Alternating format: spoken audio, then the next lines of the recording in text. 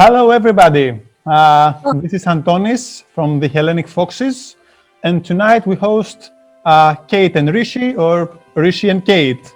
Both of the guys are members of the Foxes Pride, an LBGT organization, and we are very, very happy to have you here, both with us. I shall not forget to mention Connie. Hello to you, Connie.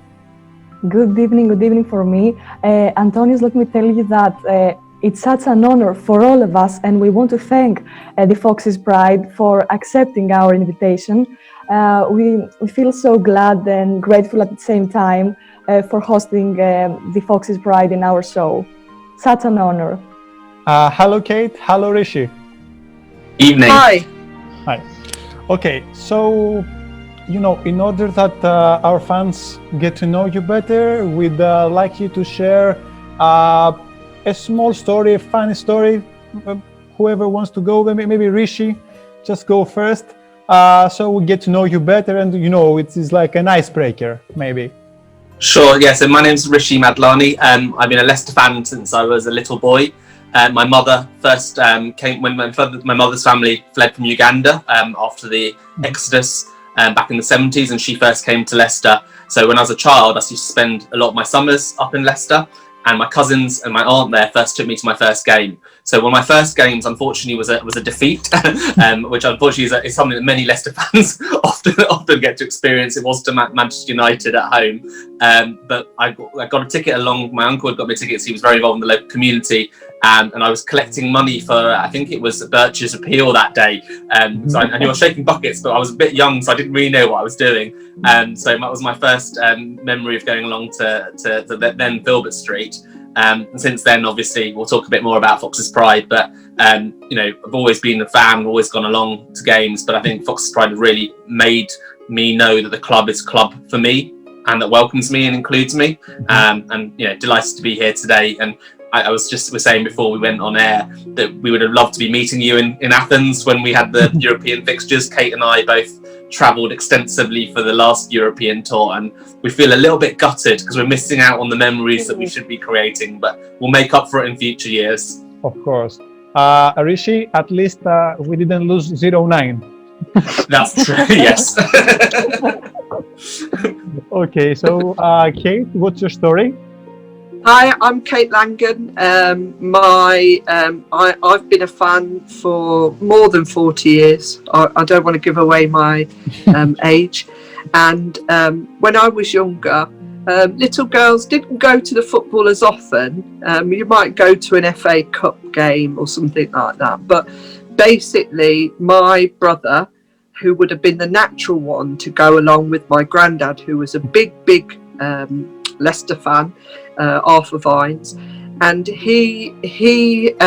my brother decided to follow another team, and in the 70s and 80s the team was Liverpool. Everybody loved Liverpool. Yeah.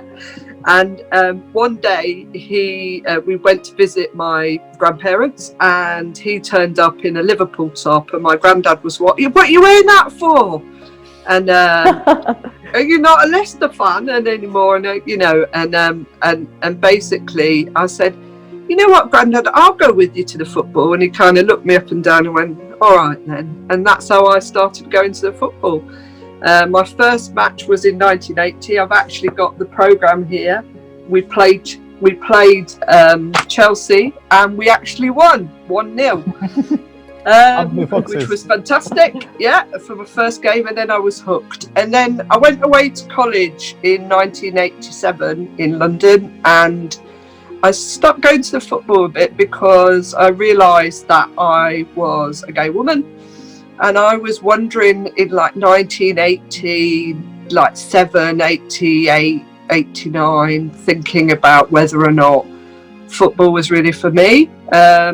Because I was worried. I knew lots of people at the football through my granddad, and I didn't really want to come out to them because in the 80s it was kind of a little bit more different, a little bit rougher, shall we say, on the terraces. So I was a little bit worried about it, but actually I always followed the results. I always looked at them on Match of the Day. I was always in love with them, really. And so it was, I started going back to football in about 95, and I went with my partner then, and introduced her to Leicester, and she loved it as well. She was Scottish, and she loved it and became a sort of honorary Leicester supporter. And then I'd been going along to matches, and it wasn't until 2014, I think, or 2015, 16, I think it might have been, that I actually saw an advert in Facebook for Foxes Pride, and I wrote to them and said, "Oh God, this is brilliant! I'm so glad that we've got an LGBT plus group." And then I joined, and as they say, the rest is history. But it's been fabulous. Perfect. Okay, guys, let's move up to our questions. Connie. Yes. I want to say that there are very emotional and funny stories at the same time that prove that football is a unifying game and can bring us together. So, Reese, can you introduce us to your group, to your organization? Can you tell us a few things about your mission? What is your aim? Fantastic, Connie, and thanks for the question. So Foxes Pride formed just over 5 years ago. So it started with a couple of LGBT fans coming together, speaking to the club, because the club weren't that as actively involved in Rainbow Laces in the first years.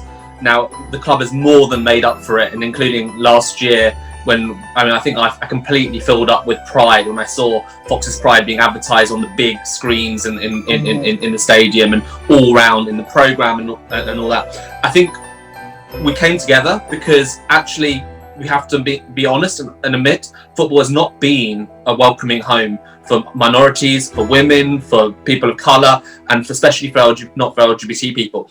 And we came together because we are football fans fundamentally. We love Leicester City. We are as crazy as any other Leicester City fan, and we should be able to enjoy and love our football team with no fear of being ourselves. Now, that is simply our goal, is to make sure that every single Leicester fan, be they a Greek Hellenic Fox, be they a disabled supporter, be they a person of colour, can enjoy football as much as we do. And what the group has really meant for me, I wouldn't have met the wonderful Kate without it, and made a genuine friend for life. But we created a really wonderful community there, where both Kate and I were regular fans, would go along, but we didn't really feel like we had a community because it was hard to create that. What Foxes Pride has done is given us that community and continue to do that. So we still need to go further. And unfortunately, some of the problems are not just within Leicester City. You saw the incidents at Millwall earlier, where they're booing the Black Lives Matter, they're taking the knee, just absolutely disgusting. So we've got a long way to go. But our goal is very simple. It's to make football safe and fun for everyone. Yes, your message is so strong. Thank you, Reese. So, Kate, as Reese said, the Premier League proudly stand alongside Stonewall in promoting equality and diversity. Kate, how important is for you as a community to have the support from big football clubs such as Leicester? In which ways Leicester has been helping you with your mission? Yeah, the thing is, just to follow on from what Rishi was saying, that everybody needs a gang. When you go to the football and you meet your pals and everything, to be your authentic self. It's like you as an organisation.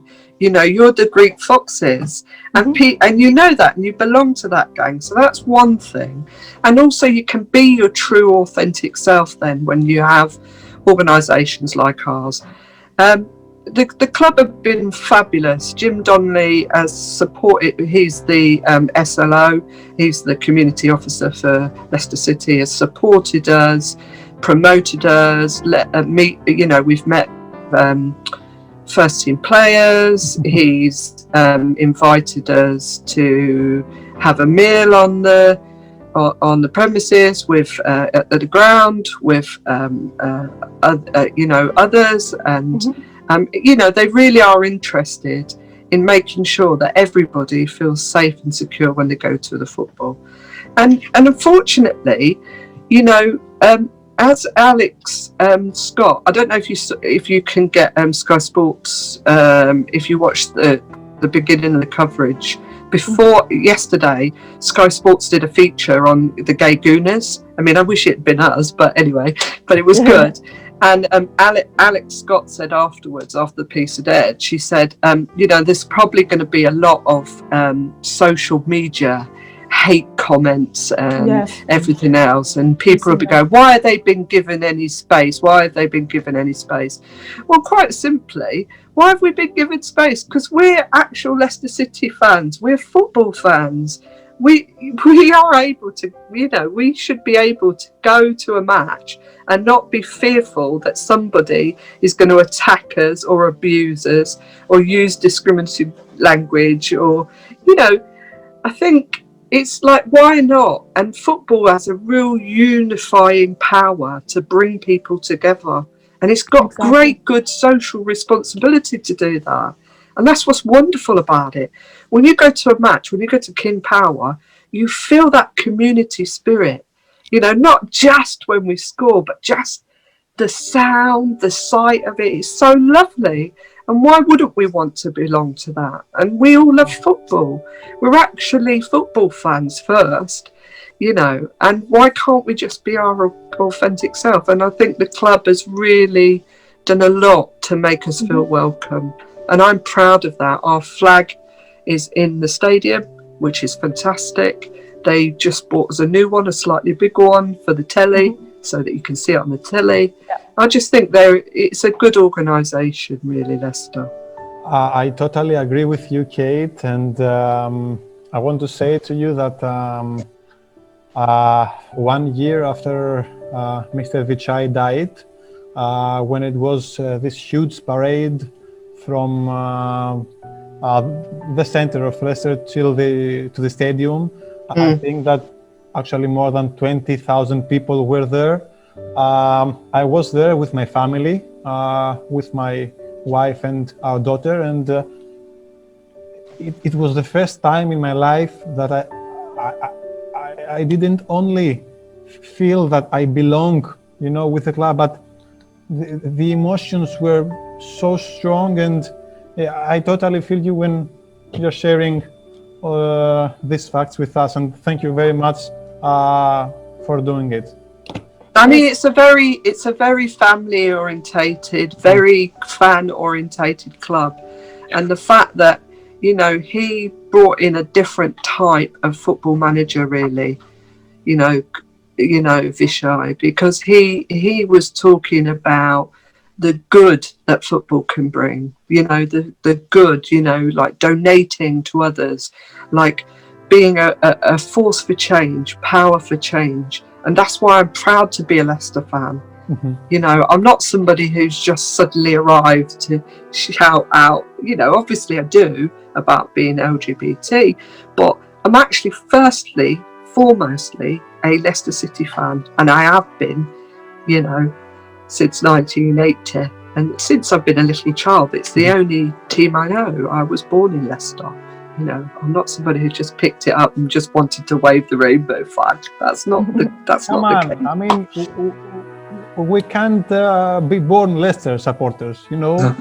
Okay, like my child, yeah, maybe she's already a Leicester supporter, but come on, we have also the right, you know, to have a flag and come to King Power when we get older and wiser. So that's why we support Leicester then. Okay. However, we were born in Greece. Okay, we're far away.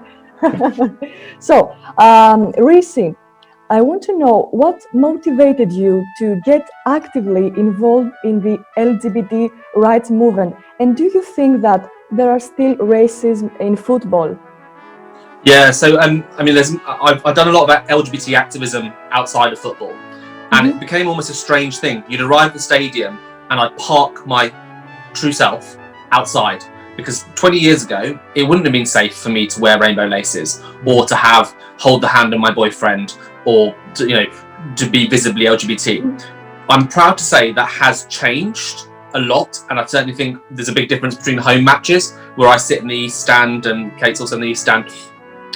The fans around me, you know, I've talked about my boyfriend, they know about me. I've talked about Foxes Pride with them. Some of them are honorary members or ally members of Foxes Pride.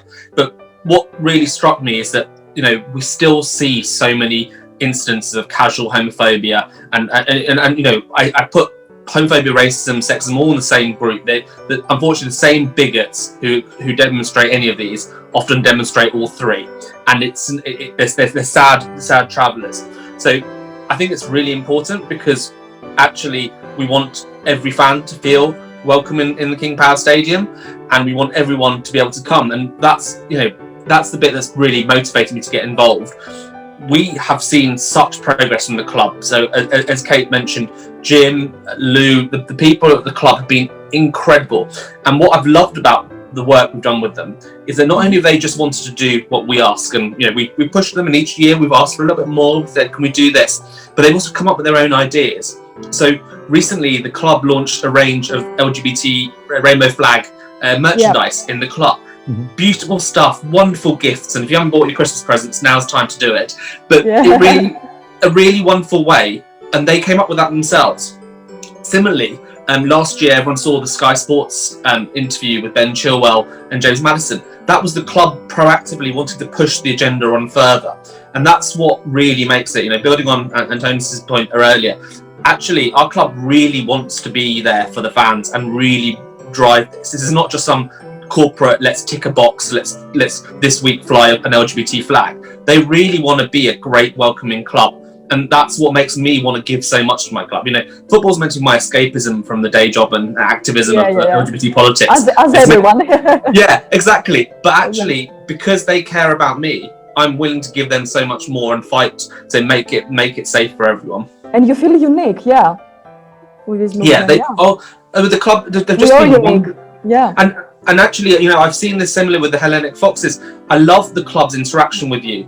It's wonderful. I think you had a similar. Luke Thomas had recorded a message for you the other day, and I just thought, you know, what sort of club is ours that thinks about the supporters groups and like people like yourselves who can't get to the King Power. None of us can get to the King Power right now, but they're doing things to think about us, and that is really thoughtful for me. Do you know why they recorded this message? No, tell us the story. Where at first I want to show you some things.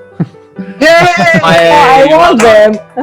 I don't know whether you can see this, but T-shirt. No. Very good. When I tried to, I think it was Black Friday, this wasn't up for sale, so I couldn't buy it, but it will be in my next order. Very good. Andoni, I want to borrow them. Please. No, but it's great. No, we actually we love it, and this is gonna go to my wife's car soon, like when we get out of the lockdown. Can I say something about that as well? That I want to say something about when you look at social media and you look at these keyboard trolls. That's what I like to call them, keyboard trolls. The comments you are referring, right? Yeah, the keyboard trolls. If they were in the stadium, like me and Rishi are season ticket holders, right? So we know the people around us. You know, I would say these people aren't going to raise their heads in King Power. You know why? They're very brave in the bedroom doing the keyboard troll, yeah?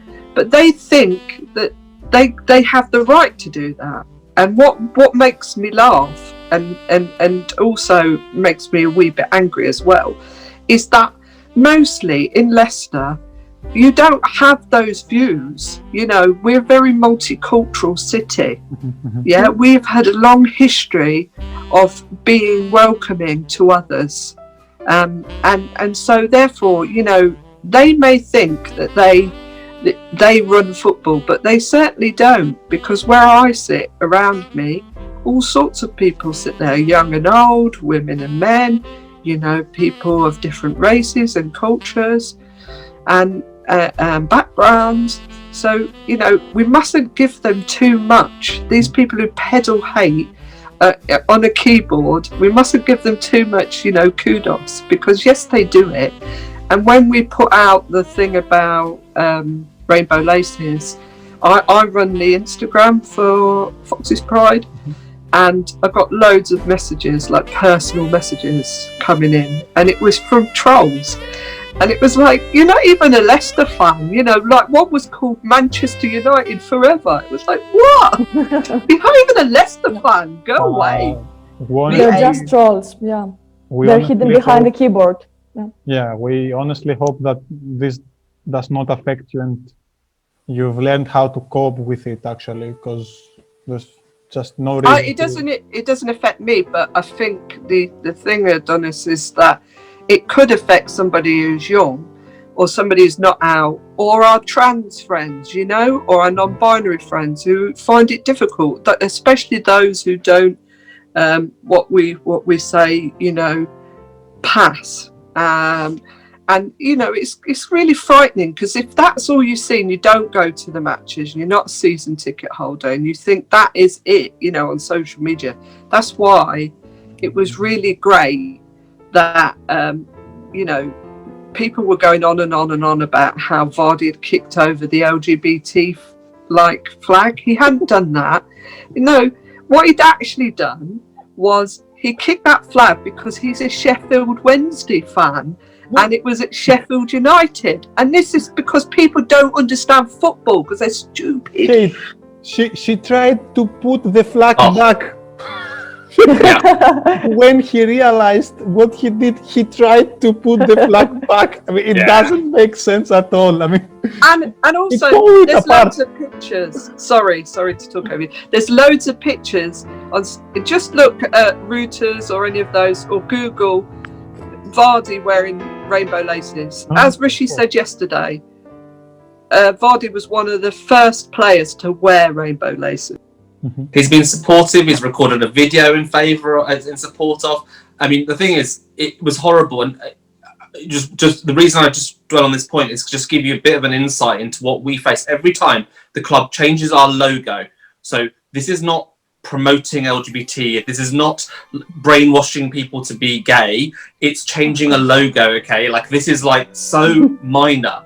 If you see, and I urge allies just to take 2 minutes to flick down the comments you get to realize what is there, and you sort of think, oh my gosh, we're in 2020 these days. There is enough hate and horrible things in the world. Let's show a bit more love to each other, and that's why we exist. So Kate and I are old and ugly enough. I say ugly myself. Kate's beautiful, but you know we can face this. We're big enough to handle this. But what I want to do is make sure that no other fan suffers unnecessarily. So bring your trolling abuse to me. That's fine. I'm big and ugly enough to handle it. I'd rather you didn't, but I can deal with it.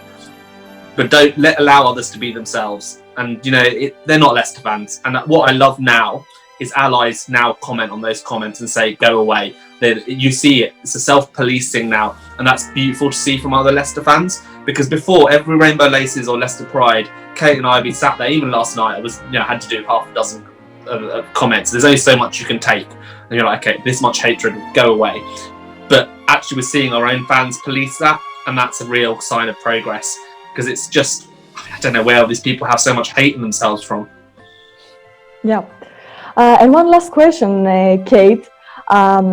You said before that King's Power is a very welcome place, irrespective of sexual orientation or gender identify. Is there any footballer, you mentioned Jamie Vardy, that openly supports your community? Yeah, I mean, this is an interesting question, and thank you for it. I think a lot of football players are not,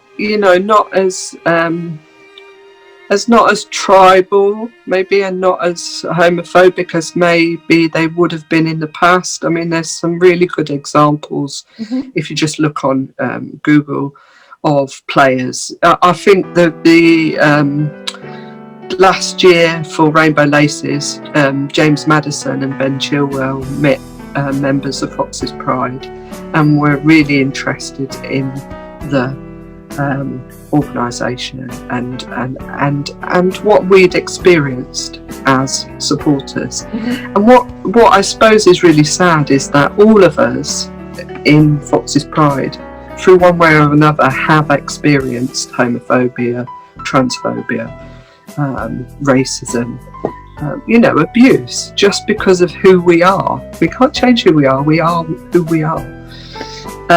But I think football is changing, and I think that's sort of old-fashioned. When they want to go back to when it was great, when it was just men being really racist and homophobic and sexist. I mean, it's just it's the 70s called. They don't want you back. I mean, it's just not right.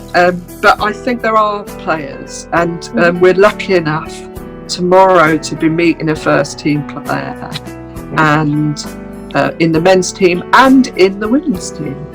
And I must say, Leicester City women's team have always supported us, always, and really been inclusive. I think really as well, your question, Connie, is also asking about footballers coming out. It's such a weird one, isn't it? Because in the women's game, you get many out players, open out players, being their authentic self. I mean, if you think about the women's team, but globally, for male footballers, it's much more difficult, you think, to come out?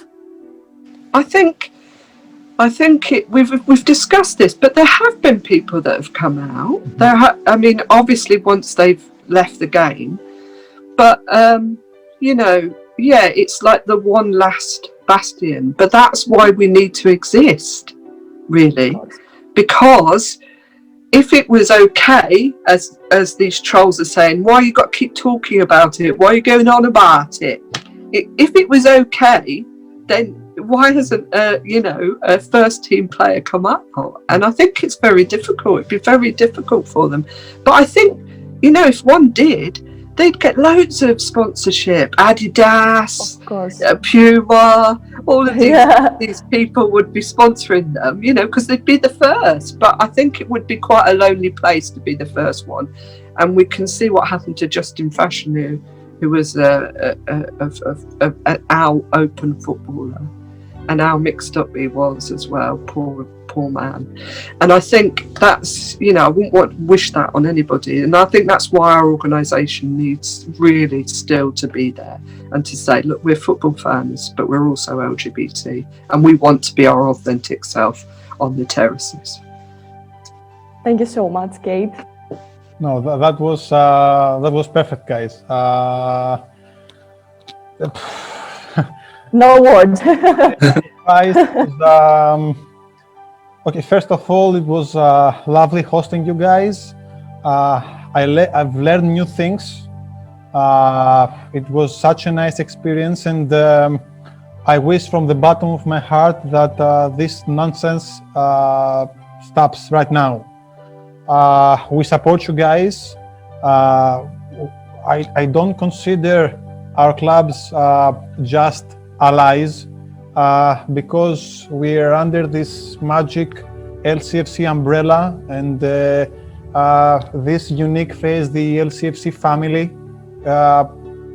which has power on it, and so we truly believe that we share the same blood, and we actually not just support you, but we love you guys, and this was actually our intention tonight, to show that you must feel safe wherever you go, and to be honest, I don't even see a reason, like before you were talking about gay footballers that have to come out. I don't see a reason that they have to come out, because I don't consider that like as them being different from anybody. Thank you so much for your time, and thank you so much for being here tonight with us, guys.